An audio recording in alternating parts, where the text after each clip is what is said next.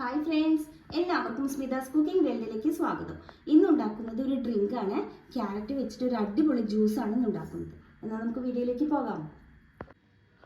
എന്നാൽ നമുക്ക് carrot juice ഉണ്ടാക്കാൻ തുടങ്ങാം. ജ്യൂസ് ഉണ്ടാക്കുന്നതിന് വേണ്ടിയിട്ട് ഞാനിത് ഒരു 5 ക്യാരറ്റാണ് എടുത്ത് വെച്ചിട്ടുള്ളത്.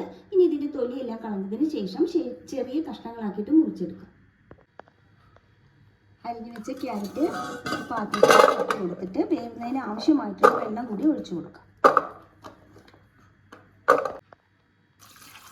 ക്യാരറ്റ് മുങ്ങി കിടക്കുന്ന അത്രയും വെള്ളം ഒഴിച്ചാൽ മതി. ഞാനിപ്പോൾ ഒരു പാത്രത്തിലാണ് വേവിച്ചെടുക്കുന്നത്. നിങ്ങൾക്ക് വേണമെങ്കിൽ കുക്കറിൽ വേണമെങ്കിലും ചെയ്തെടുക്കാം കേട്ടോ.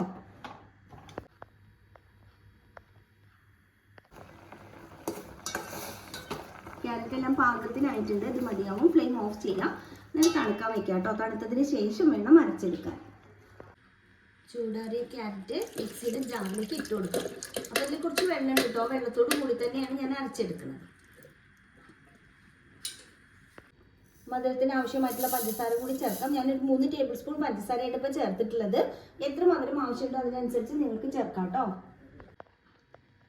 ഇനി നന്നായിട്ടൊന്ന് അരച്ചെടുക്കാം.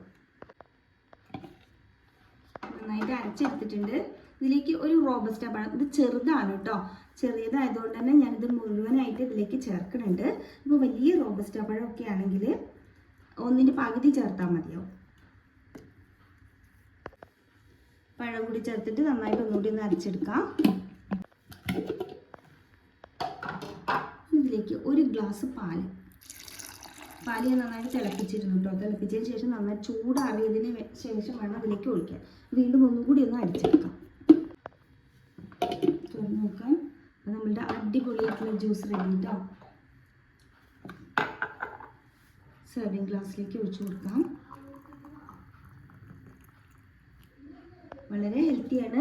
എല്ലാവരും ഒന്ന് ട്രൈ ചെയ്ത് നോക്കും. വീഡിയോ ഇഷ്ടമായി ലൈക്ക് ചെയ്യാനും ഷെയർ ചെയ്യാനും കമൻറ്റ് ചെയ്യാനൊന്നും മറക്കരുത്. Thank you.